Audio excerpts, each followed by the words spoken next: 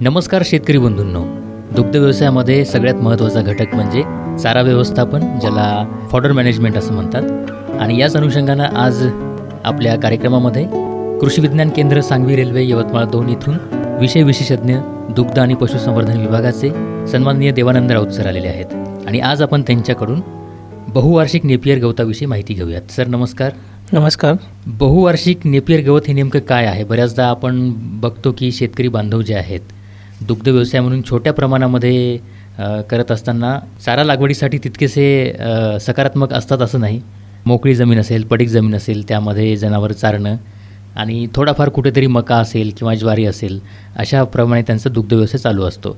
परंतु संकरित नेपियर गवत कशाप्रकारे जास्त उपयोगी आहे शेतकरी बांधवांना? संकरित नेपियर हे बहुवार्षिक गवत बाजरी आणि नेपियर यांच्या संकरातून निर्माण झालेले आहे. केलेले भरपूर उत्पन्न देणारे चारा पीक आहे. या चारा पिकात बाजरीत असणाऱ्या प्रथिनांचा आणि नेपियरमध्ये असणाऱ्या अधिक उत्पादन क्षमतेचा गुणधर्म असल्यामुळे हे पीक अलीकडे मोठ्या प्रमाणात लागवडीखाली आणले जात आहे. संकरित नेपियर हे जलद 2 ते 3 मीटर उंच वाढणारे कमीत कमी 20 ते 25 फुटवे त्या एका आपल्याला थोंबेपासून त्या ठिकाणी भेटू शकतात आणि झपाट्याने फोपावणारे हे चाऱ्याचे पीक आहे. या पिकात जर बघितलं तर जवळपास सरासरी 11% प्रथिनांचे प्रमाण असल्यामुळे चांगल्या प्रतीचे चारा पीक म्हणून ओळखले जाते. आणि या पिकाची एकदा शेतात लागवड केल्यानंतर 3 ते 4 वर्ष जनावरांना वर्षभर चांगल्या प्रतीचा हिरवा चारा त्या ठिकाणी जनावरांना उपलब्ध होतो. या चाऱ्यापासून उत्तम प्रतीचा मुरघाससुद्धा आपण त्या ठिकाणी बनवू शकतो. कारण की जर तुम्ही बघितलं तर जवळपास 70% खर्च हा शेतकऱ्यांचा जर दुग्ध व्यवसाय चालू केला असेल किंवा कुठला शेळीपालन असेल तर चाऱ्यावर हा बऱ्याच प्रमाणात दुग्ध व्यवसायामध्ये तरी 70% खर्च हा चाऱ्यावर होत असतो. त्यामुळे बहुवार्षिक चारा पीक लागवड हे शेतकऱ्यांनी त्या ठिकाणी पशुपालक बांधवांनी करायला हरकत नाही आहे. नक्कीच सर, तुम्ही सांगितलं की दुग्ध व्यवसायासाठी आणि शेळीपालनासाठी देखील नेपियर गवत महत्त्वाचं आहे. पण याच्यामध्ये पण काही जाती आहेत का सर? हो, चारा पिकाच्या बहुवार्षिक काही जाती महाराष्ट्रातल्या विद्यापीठांनी किंवा महाराष्ट्राबाहेरील काही विद्यापीठांनी जाती विकसित केलेल्या, बऱ्याच जाती विकसित केल्या. त्यापैकी मी 2-3 जाती तर या ठिकाणी मी शेतकऱ्यांना सांगू इच्छितो जे यवतमाळ जिल्ह्यात आपल्या लागवडीसाठी योग्य आहे. त्यामध्ये एक जात जर सांगायची झाली फुले गुणवंत, जी महात्मा फुले कृषी विद्यापीठ राहुरी यांनी विकसित केलेली आहे.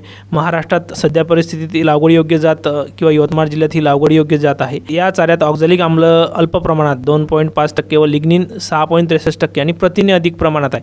ऑक्झॅलिक आम्लाचे प्रमाण जर कमी असले, लिग्निन प्रमाण जास्त असलं ते जनावरांना इझिली डायजेस्टेबल होत असते.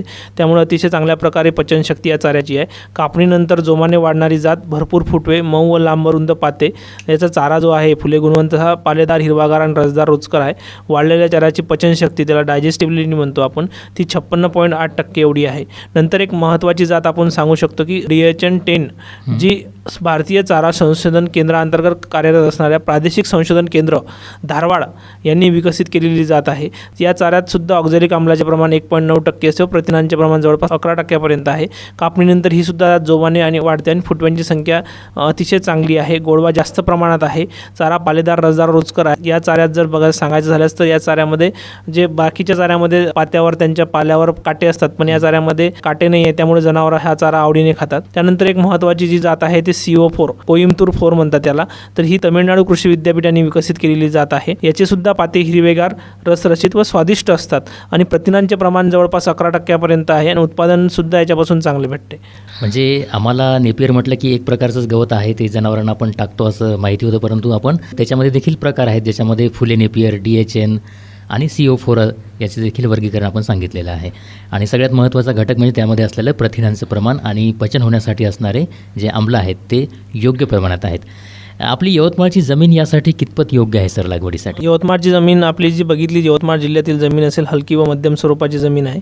आणि संकरित नेपियर चारा पिकाची लागवड उत्तम पाण्याचा निचरा होणारे, म्हणजे पाणथळ जमीन त्यासाठी नाही आहे. दलदल असलेली किंवा पाणथळ जमीन योग्य नाही. निचरा न होणाऱ्या जमिनीत लागवड केल्यास त्या पिकाची वाढसुद्धा त्या ठिकाणी खुंटते. आणि हलकी व मध्यम जमीन उपयुक्त ठरते. भारी जमिनीत जास्त लागवड करू नये. हलकी व मध्यम जमिनीचा वापर या ठिकाणी करावा. ज्या जमिनीत सेंद्रिय पदार्थाचे प्रमाण अधिक असते अशा जमिनीत हे पीक चांगले उत्पादन देते. आणि जमिनीचा सामू, त्याला आपण pH म्हणतो, जो जवळपास 5.5 ते 6 दरम्यान असावा. आणि अशा जमीन बहुवार्षिक चारा पीक लागवडीसाठी आपल्याला योग्य समजले जाईल. अच्छा, म्हणजे जास्त काळीची किंवा भारी जमीन याला नको आहे. आणि हवामान कशा प्रकारे हवं आहे? उष्णकटिबंधातील प्रदेशात या पिकाची वाढ चांगली होते. अच्छा. उष्ण व कोरडे हवामान आपल्या यवतमाळ जिल्ह्यातील जे हवामान आहे ते अतिशय चांगल्या प्रकारे सूट होऊ शकते या जातीकरता लागवड करण्यासाठी. जास्त पर्जन्यमानाच्या प्रदेशात या पिकाची वाढ चांगली होत नाही, म्हणजे आपण जास्त पर्जन्यमान आपल्याकडे पडत सुद्धा नाही, त्यामुळे आपल्याकडे ही जात आपण लागवड या सर्व जाती लागवड करू शकतो. योग्य वाढीकरता 31° त्या ठिकाणी तापमान आवश्यक असते. या जातीच्या बहुवार्षिक चारा पिकाची योग्य वाढ होण्याकरता आपल्याला 31° तापमान आवश्यक आहे. एकंदरीत हे सर्व मुद्दे हवामानात आपण बघितले तर आपल्या इकडले हवामान त्यासाठी व्यवस्थित आहे. हवामान आणि जमीन देखील, परंतु ज्या ठिकाणी ओढ्याच्या काठची किंवा नदीच्या काठची जागा असेल, जिथे जास्त पाणी साचतं, अशा जमिनीमध्ये कृपया शेतकरी बंधूंनी हे नेपियर गवत न लावलेलं बरं. आणि जमिनीचा जो 5.5 ते 6 दरम्यान आहे. आणि जर कोणाला आपल्या जमिनीचा माती परीक्षण करायचं असेल तर कृषी विज्ञान केंद्र सांगवी रेल्वे तालुका दारवा या ठिकाणी आपण माती परीक्षणसुद्धा नमुने आणून दिले असते, आपण शेतकऱ्यांना त्या ठिकाणी करून देतो. नक्की शेतकरी बंधूंनो, या ठिकाणी माती परीक्षण सर्वच पिकांसाठी आणि फळबागेसाठी देखील माती परीक्षण सुविधा उपलब्ध आहे. बऱ्याचदा क्रॅश क्रॉप जे आहेत सर, मुख्य पिकं, यासाठी आपण पूर्व मशागतीवर खूप भर देतो, पण चारा लागवडसाठी पण पूर्व मशागत महत्त्वाची आहे का? हो, पूर्व मशागत खूप महत्त्वाची आहे. प्रथम उभी आडवीनं खोल नांगरट करून त्या ठिकाणी घ्यायची आहे आणि कुळवाच्या 2 म्हणजे वखराच्या 2 पाळ्या देऊन जमीन भुसभुशीत करायची आहे. शेवटच्या जे आपण वखराची पाळी देतो त्यावेळी हेक्टरी 8 ते 10 टन कुजलेले शेणखत जमिनीत मिसळायचे आहे. त्यानंतर लागवडीसाठी सरी व रंबे त्या ठिकाणी तयार करून घ्यायचे. अशी पूर्व मशागत त्या ठिकाणी करायची आहे. लागवड कशा प्रकारे आपण याची करू शकतो? पाण्याची उपलब्धता असल्यास 15°C कमी थंडीचा काळ वगळता कधीही याची लागवड आपण त्या ठिकाणी करू शकतो. 15°C तापमान जर कमी गेलं तर ठिकाणी त्याच्या जर्मिनेशनमध्ये सुद्धा थोडा प्रॉब्लेम येऊ शकतो. त्यामुळे पावसाळ्यात जून ते ऑगस्ट आणि उन्हाळ्यात फेब्रुवारी ते मार्च या काळात लागवड केल्यास या पिकाच्या वाढीसाठी व स्थिरतेसाठी योग्य असा समजला जातो. अच्छा. आणि लागवड कशा प्रकारे करू शकतो? याचं बी, कांडे, याचे थोंबेसुद्धा भेटतात आणि आपण जे कांड्यासुद्धा आपण याच्या ऊसासारख्या तयार करू शकतो. थोंबे उपलब्ध नसल्यास साधारणपणे 3 महिने वाढलेल्या पिकाच्या खोळाच्या जमिनीकडील 2-3 भागातील डोळे असणाऱ्या कांड्या आपण काढून लावल्या, त्या चांगल्या फुटतात. 2 थोंबे जर आपण बघितलं, ज्याचा जर अंतर बघितलं आपण लावण्याचं, तर 2 ओळीमधलं अंतर हे जवळपास 3 फूट असलं पाहिजे. आणि 2 झाडामधलं जमिनीनुसार, जमीन हलकी व मध्यम असेल, थोडी भारी असेल, हलकी व मध्यम स्वरूपात 2 झाडामधील अंतर हे 1.5 फूट ठेवायचं आणि जमीन थोडी भारी असेल तर 2 फुटापर्यंत आपण त्या ठिकाणी अंतर ठेवू शकतो. अच्छा. जसं की आपण सांगितलं जवळपास 25पर्यंत फुटवे फुटू शकतात, त्यामुळे आपण साधारणतः 3x2, 3x1.5 पर्यंतचं हे अंतर जमिनीनुसार आपण ठेवू शकतो. तर राऊत सर, खत व्यवस्थापन देखील महत्त्वाचं आहे का याच्यामध्ये? खत व्यवस्थापन महत्त्वाचं आहे, कारण की खत व्यवस्थापन केले नाही तर त्या ठिकाणी वाढ चांगली होत नाही. लागवडीच्या वेळी पिकाला प्रति हेक्टरी 500 किलो नत्र, साधारण 100 किलो युरिया, 50 किलो स्फुरद, साधारण 300 किलो सिंगल सुपर फॉस्फेट आणि 50 किलो पाला, साधारण 80 किलो म्युरेट ऑफ पोटॅश खताची मात्रा त्या ठिकाणी द्यायची आहे. आणि प्रत्येक कापणीनंतर 25 किलो नत्र, 50 किलो युरिया या खताची मात्रा त्या ठिकाणी द्यायची आहे. उत्पादन सातत्य राहावे दरवर्षी पिकाला पावसाळ्याच्या सुरुवातीला वरीलप्रमाणे खताची मात्रा त्या ठिकाणी मी सांगितल्याप्रमाणे पूर्ण खताची मात्रा त्या ठिकाणी द्यावायची आहे. नक्की शेतकरी बंधू रासायनिक खतांचं पटकन लक्षात ठेवतात, परंतु राऊत साहेबांनी मशागतीनंतर, सुरुवातीच्या मशागतीनंतर देखील शेणखत जे आहे ते मातीमध्ये मिसळण्यास सांगितलेलं आहे. ती देखील बाब आपण लक्षात घ्यायला हवी.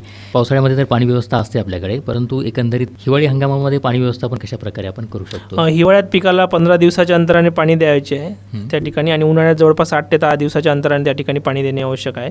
पावसाळ्यात पावसाच्या दिवसात खंड पडल्यास सुरक्षित पाण्याची व्यवस्था करायची आहे त्या ठिकाणी, नाहीतर पाण्याच्या ताणामुळे गवताच्या त्या ठिकाणी उत्पादन त्या ठिकाणी परिणाम होतो. जसं की आपण सांगितलं, फुटवे याला भरपूर फुटतात, पण एका वर्षानंतर मशागत किंवा आंतरमशागत करण्याची गरज नसेल ना, पण सुरुवातीला पहिल्या वर्षामध्ये आंतरमशागत कशा प्रकारे करतात? संकरित नेपियर हे बहुवार्षिक बागायती चारा पीक असल्यामुळे सुरुवातीच्या काळात तणाचा मोठा प्रादुर्भाव त्या ठिकाणी दिसून येतो आणि याकरता सुरुवातीच्या वाढीच्या काळात 1 ते 2 खुरपण्या त्या ठिकाणी करणे आवश्यक आहे. त्यानंतर गरजेनुसार त्या ठिकाणी खुरपणी अथवा निंदणी त्या ठिकाणी करावी, कारण की एक वेळा चारा वाढल्यानंतर खाली गवताचा प्रादुर्भाव जास्त त्या ठिकाणी दिसून येत नाही. सर, आपण सांगितलं की नेपियर गवतामध्ये भरपूर पोषण मूल्य आहे आणि पचण्यासाठी देखील ते खूप चांगलं आहे, पण शेतकरी बांधवांच्या मनामध्ये प्रश्न असेल की बाबा हे लावलं तर आपण वर्षातल्या किती कापण्या होतात आणि किती वर्षापर्यंत? या पिकाची जी पहिली कापणी आहे ती साधारणतः 75 दिवसांनी करावी. त्यानंतरच्या कापण्या ह्या 50 ते 55 दिवसाच्या अंतराने कराव्यात. वर्षभरातून जवळपास 7 ते 8 कापण्या या मिळतात.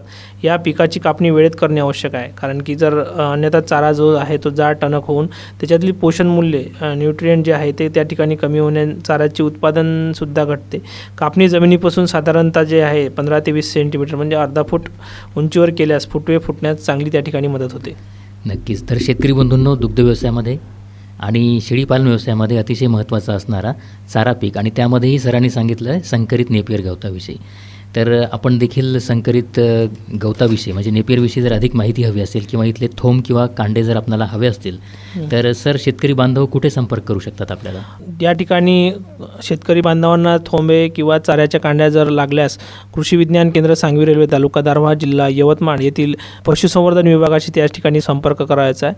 कारण की जर बघितलं तुम्ही आणि एक जाता जाता मी एक शेतकरी बांधवांना या ठिकाणी कृषी विज्ञान केंद्रातर्फे आवाहन करतो की शेतीला शेतीपूरक व्यवसायाची जोड देणे खूप महत्त्वाचं आहे. कारण जर बघितलं पावसाची अनियमितता असेल किंवा जास्त प्रमाणात पाऊस असेल त्यामुळं उत्पादन क्षमता ही शेतकऱ्यांची कमी होत आहे. त्यामुळे शेतीला शेतीपूरक व्यवसायाची जोड दिली तर त्या ठिकाणी आपल्या उत्पादन क्षमतेमध्ये किंवा आपल्याला एक चांगला बिझनेस त्या ठिकाणी आपल्याला आर्थिक स्थैर्य त्यामधून प्राप्त होऊ शकते. त्यामुळे शेतीला शेतीपूरक व्यवसायाची जोड देणे आवश्यक आहे. त्यामध्ये आपण शेळीपालन असेल, कुक्कुटपालन असेल, परसातील कुक्कुटपालन असेल, दुग्ध व्यवसाय असेल, यासारखे व्यवसाय करून आपण त्या ठिकाणी आपला उदरनिर्वाह चांगल्या प्रकारे करू शकतो, चांगले आर्थिक स्थैर्य त्या ठिकाणी प्राप्त करू शकतो. त्यामुळे माझं या ठिकाणी जाता जाता शेतकरी बांधवांना, माझ्या पशुपालक बांधवांना एकच सांगणं राहील की जास्तीत जास्त शेतकऱ्यांनी शेतीपूरक व्यवसायाकडे वळणे एक काळाची गरज आहे. आणि शेतीपूरक व्यवसाय करताना आपण जे आहे ते आधी आपल्याला चाऱ्याची उपलब्धता करणे खूप महत्त्वाचं आहे. कारण चाऱ्यावर हा आपला अतिशय खर्च जास्त होत असतो. त्यामुळे चाऱ्याची लागवड केल्यानंतर कुठलाही शेतीपूरक व्यवसाय सुरू करण्याच्या आधी चारा पीक लागवड करूनच तो व्यवसाय सुरू करावा, जेणेकरून आपल्याला त्याच्यामधून तोटा होणार नाही. आणि अधिक माहिती करता या सर्व बाबी करता कोणाला शेतीपूरक व्यवसाय करायचा असेल, त्यामध्ये शेळीपालन असेल, कुक्कुटपालन असेल किंवा जे दुग्ध व्यवसाय असेल, यामध्ये कृषी विज्ञान केंद्रामध्ये विविध प्रशिक्षणसुद्धा आम्ही आयोजित करत असतो. आणि कोणाला काही मदत लागल्यास तर कृषी विज्ञान केंद्राशी, पशुसंवर्धन विभागाशी त्या ठिकाणी संपर्क करावा. तर शेतकरी बंधूंनो, आज दुग्ध व्यवसायामध्ये महत्त्वाचा असणारा चारा व्यवस्थापन आणि संकरित नेपियर गवताविषयी माहिती आपण ऐकलीत.